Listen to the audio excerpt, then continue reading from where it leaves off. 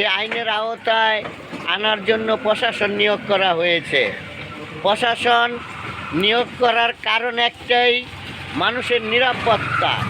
মানুষের নিরাপত্তা দিচ্ছেন আপনাদেরকে, মানুষের টাকায় বেতন দেয়, মানুষের টাকা দিয়েই আপনাদেরকে লালন পালন করা হয়। নিরীহ মানুষকে সহযোগিতা করার জন্য আপনাদেরকে দেশে এই আইন প্রশাসন সৃষ্টি হয়েছে।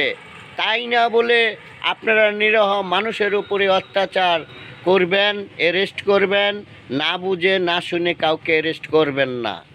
আপনাদের কাছে দৃষ্টি আকর্ষণ করছি, এই বাংলাদেশে মাদকের আখড়া আপনারা খুঁজে বের করে মাদককে ধ্বংস করুন। নিরীহ মানুষকে আপনারা বাঁচানোর জন্য সর্বোচ্চ কাজ করুন। এই রাষ্ট্র নির্বাচনে কে দলে আসবে, কে রাষ্ট্র পরিচালনা করবে, এটা বুঝবে হলো আপনার যেসব নির্বাচন হবে, তখন নির্বাচনে যে সঠিকভাবে এই দেশ জয়যুক্ত করতে পারবে সে নির্বাচনের প্রতিনিধি হবে।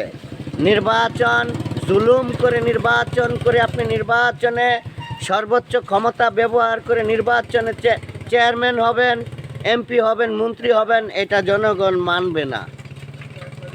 আর যারা স্বৈরাচার রাজাকার, যারা নাকি স্বাধীনতার বিপক্ষে, তাদেরকে হুঁশিয়ার করে দিয়ে বলছি, এই বাংলার মাটির মানুষ কিন্তু এখনও স্বাধীনতার পক্ষে। আপনারা কোনো পার পাবেন না, আপনারা কিন্তু ক্ষতিগ্রস্তর মধ্যে পড়ে যাবেন। কারণ একটাই, আপনারা রাষ্ট্রবিরোধী, রাষ্ট্রদ্রোহী হিসাবে চিহ্নিত হবেন। আপনি বাংলাদেশের নাগরিক হিসাবে আমি বলতে চাই যে আপনারা এই রাষ্ট্রবিরোধী কাজে লিপ্ত হবেন না। আপনারা এই দেশের মানুষ, আপনারা এই মা মাটির দেশের মানুষ। আমরা সবাই মিলেমিশে এই আমাদের মাতৃভূমিত্বকে রক্ষা করার জন্য সকলে মিলেমিশে কাজ করব। আমরা কারো শত্রু নয়। আমরা ইসলাম দৃষ্টিতে আমরা রাসূলের অনুসারী, রাসূলের উম্মত। আমরা রাসূলের উম্মত হিসাবে আমি মনে করি আমরা মুসলমান ভাই ভাই, কারোর সাথে কারো বিবাদ নাই।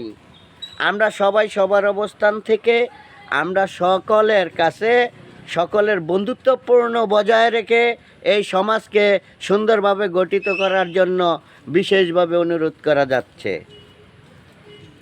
আর আমি ছোট ছোট কিছু ভিডিও দিব।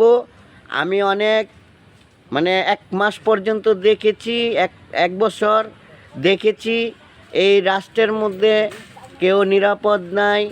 এই নিরাপদকে রক্ষা করার জন্য আমাদেরকে মাঠে নেমে আসতে হবে।